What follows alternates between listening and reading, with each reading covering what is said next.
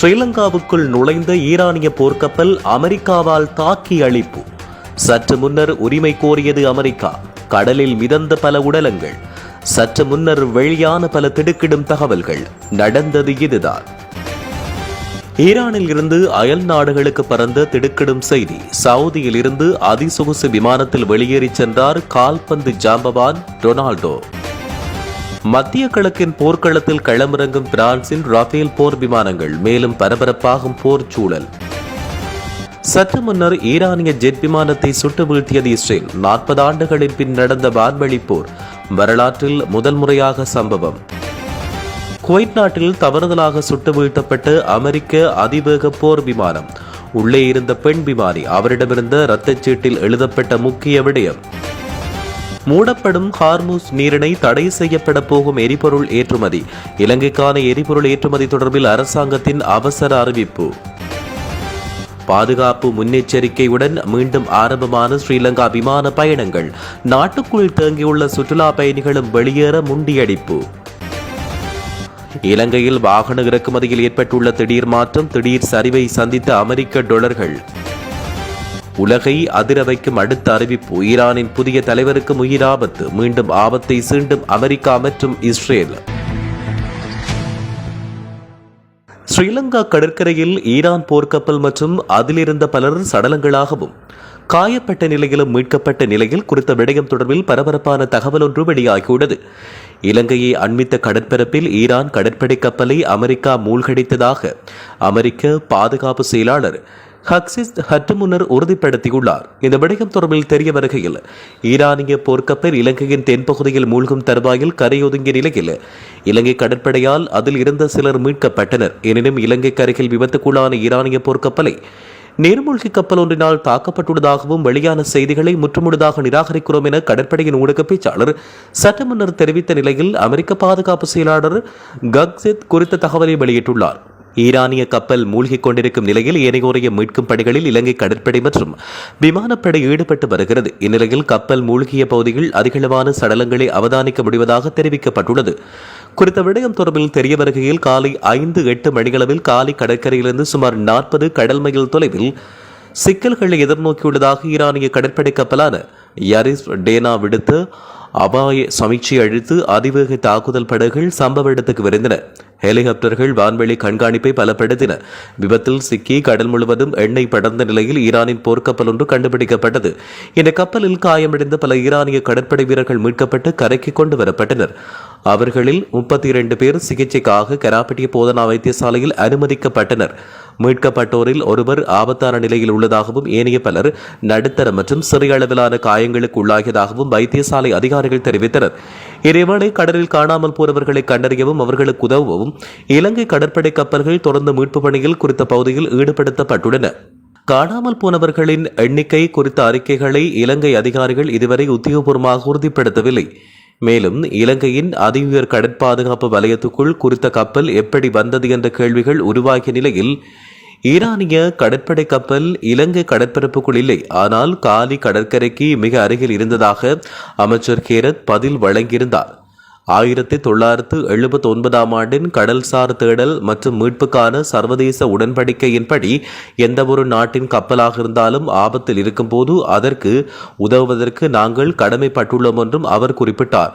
குறித்த சம்பவம் தொடர்பில் கடற்படை செய்தி தொடர்பாளர் புத்திக சம்பத் தெரிவிக்கையில் இலங்கைக்கு மிக அருகில் மூழ்கிய ஈரானிய கப்பலின் பணியாளர்கள் என சந்தேகிக்கப்படும் பல உடல்கள் கடற்பரப்பில் கண்டெடுக்கப்பட்டதாக தெரிவித்தார். மேலும் அவர் எங்களுக்கு கிடைத்த தகவலின்படி விபத்து நடந்த இடத்திற்கு சென்றபோது ஒரு பெரிய எண்ணெய் படலத்தை மட்டுமே நாங்கள் கண்டோம். எனவே கப்பல் மூழ்கிவிட்டதாக நாங்கள் அறிவிக்க முடியும். கண்டெடுக்கப்பட்ட உடல்கள் கப்பல் பணியாளர்களின் உடல்களாக இருக்கலாம் என நாங்கள் சந்தேகிக்கிறோம். நாங்கள் முதன்மையாக விபத்துக்குள்ளான கப்பலின் உயிர்களை காப்பாற்றுவதை பார்க்கிறோம். அப்போதுதான் இது எப்படி நடந்தது என்பது குறித்த விசாரணை மற்றும் தொழில்நுட்ப அறிக்கையை பெற்றுக்கொள்ள முடியும். மற்றவர்கள் உயிருடன் இருந்தால் அவர்களை மீட்பதே எங்கள் முக்கிய கவனம். இந்த கப்பலில் எத்தனையோ பேர் காணாமல் போனார்கள் என்பது தொடர்பில் எதிர்காலத்தில் அறிய தருவோம் என கடற்படை செய்தி தொடர்பாளர் புத்திக சம்பத் தற்போது தெரிவித்துள்ளார். மேலும் தேடுதல் மற்றும் மீட்பு நடவடிக்கை இன்னும் நடைபெற்று வருவதாக அவர் குறிப்பிட்டார். சுமார் 180 மாலுமிகளுடன் இது கடந்த மாதம் இந்தியாவில் நடந்த மிலன் 2026 மற்றும் இன்டர்நேஷனல் பிளேட் ரிவ்யூவில் பங்கேற்ற பிறகு ஸ்ரீலங்காவுக்கு அண்மைய கடற்பரப்பில் அமெரிக்காவினால் தாக்குதல் மேற்கொள்ளப்பட்டுள்ளது. சமூக ஊடகங்களில் பரவும் தகவல்களின்படி அந்த கப்பல் அணிவகுப்பு முடிந்த பின்னர் திரும்பிச் செல்லும் பயணத்தில் இருந்திருக்கலாம்.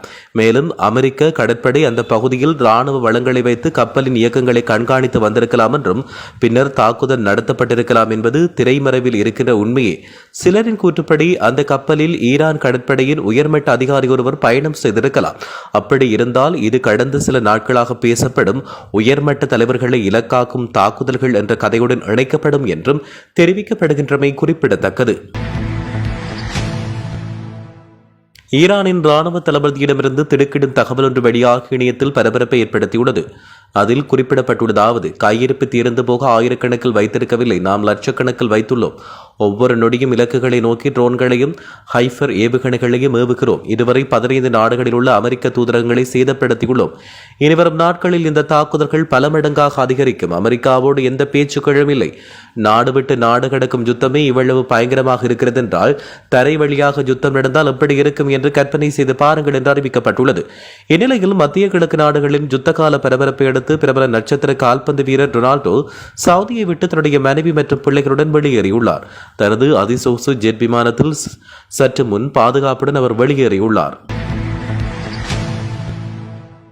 பிரான்ஸ் தன்னுடைய ஐக்கிய அரபு எமிரேட்ஸில் உள்ள ராணுவ தளங்களை பாதுகாக்கும் நோக்கில் ரஃபால் போர் விமானங்களை அங்கு வான்வெளி கண்காணிப்பு பணிகளில் ஈடுபடுத்தியுள்ளதாக தெரிவிக்கப்படுகிறது.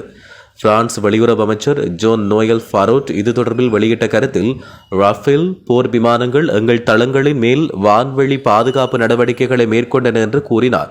முன்னதாக அமெரிக்கா இஸ்ரேல் இணைந்து ஈரானுக்கு நடத்திய தாக்குதலை பிரான்ஸ் விமர்சித்தது. அந்த நடவடிக்கை சர்வதேச சட்டத்தின் வரம்பிற்கு வெளியே நடைபெற்றது. அதை நாம் ஒப்புக்கொள்ள முடியாது என பிரான்ஸ் ஜனாதிபதியால் விமர்சனங்கள் அடுக்கப்பட்டன. இவ்வாறான பின்னணியில் மத்திய கிழக்கில் மோதல் வேகமாக விரிவடைந்து வருவதால் பிரான்ஸ் தன்னுடைய ராணுவ வளங்களை தற்போது அதிகரித்துள்ளது. அந்த விமானங்கள் மேற்கொண்ட பணி குறித்து அல்லது தளங்களுக்கு அச்சுறுத்தலாக இருக்கக்கூடிய ட்ரோன்கள் அல்லது ஏவுகணைகளை சுட்டு வீழ்த்தியதா என்பதற்கான விவரங்கள் இதுவரை வெளியிடப்படவில்லை. இஸ்ரேலிய விமானப்படை F-351 போர் விமானம் சற்று நேரத்துக்கு முன்னர் ஈரான் வான்வெளியில் வைத்து ரஷ்யாவில் தயாரிக்கப்பட்ட ஈரானிய ஜாக் 130 ஜெட் விமானத்தை சுட்டு வீழ்த்தியுள்ளது. F-35 விமானத்தினால் மனிதர்களை கொண்ட விமானத்தை வீழ்த்திய முதல் நிகழ்வு இதுவாகும். சுமார் 40 ஆண்டுகளில் இஸ்ரேலிய விமானப்படை மனிதர்கள் கொண்ட விமானங்களுடன் வான்வெளி போரில் ஈடுபட்ட முதல் சம்பவமும் இதுவாகும். அண்மையில் தவறுதலாக சுட்டு வீழ்த்தப்பட்ட அமெரிக்க விமானம் குவைட்டில் விழுந்து விபத்துக்குள்ளானது. இந்த விமானத்தில் பெண் விமானி எஜெக்ட் முறை மூலம் பாராசூட் மூலம் காப்பாற்றப்பட்டு அந்த பகுதியில் தரையிறங்கினார். இவரிடம் ஒரு அமெரிக்க விமானியை காப்பாற்ற பயன்படும் இரத்த சீட்டு காணப்பட்டது.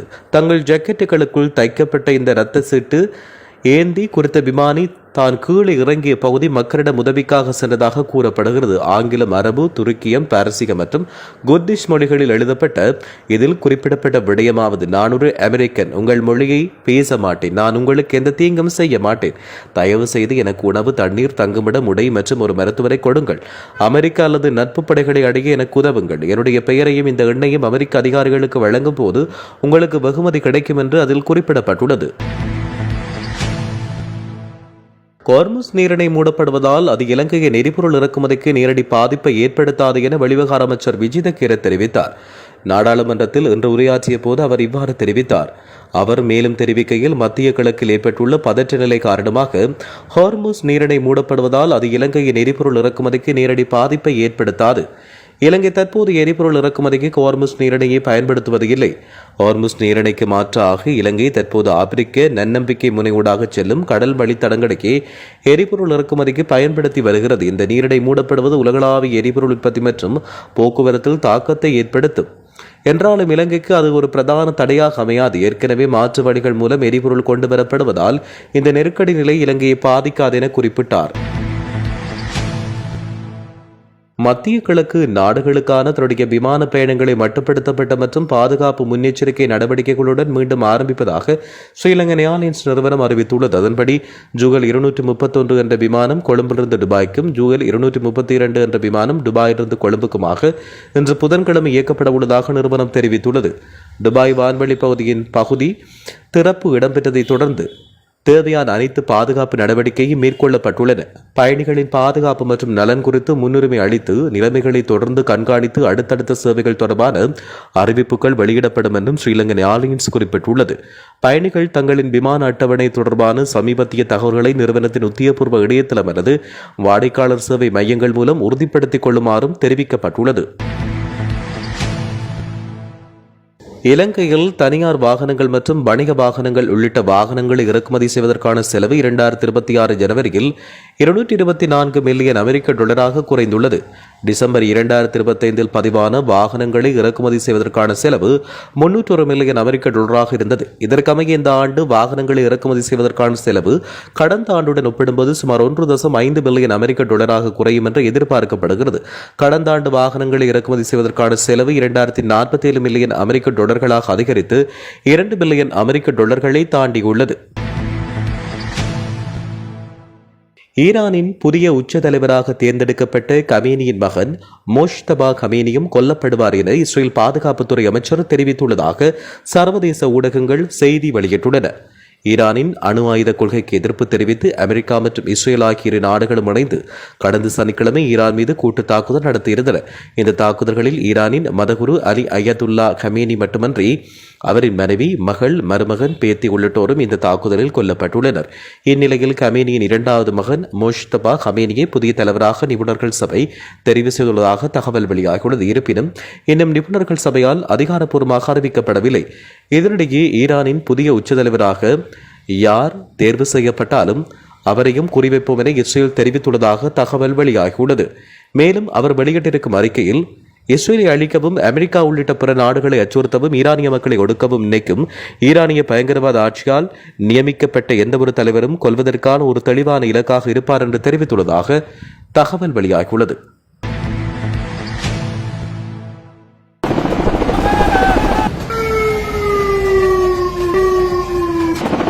ஸ்ரீலங்காவுக்குள் நுழைந்த ஈரானிய போர்க்கப்பல் அமெரிக்காவால் தாக்கி அழிப்பு.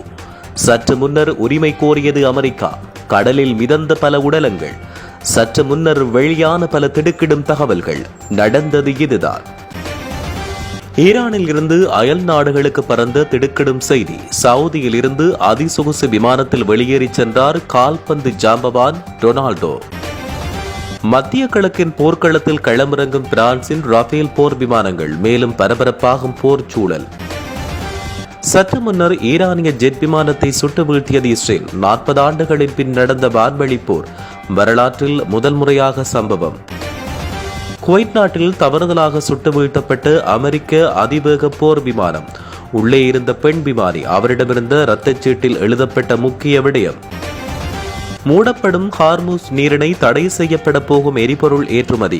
இலங்கைக்கான எரிபொருள் ஏற்றுமதி தொடர்பில் அரசாங்கத்தின் அவசர அறிவிப்பு.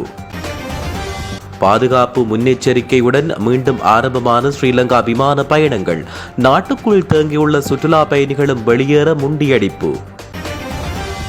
இலங்கையில் வாகன இறக்குமதியில் ஏற்பட்டுள்ள திடீர் மாற்றம். திடீர் சரிவை சந்தித்த அமெரிக்க டாலர்கள். உலகை அதிர வைக்கும் அடுத்த அறிவிப்பு. ஈரானின் புதிய தலைவருக்கு உயிர் ஆபத்து. மீண்டும் ஆபத்தை சீண்டும் அமெரிக்கா மற்றும் இஸ்ரேல்.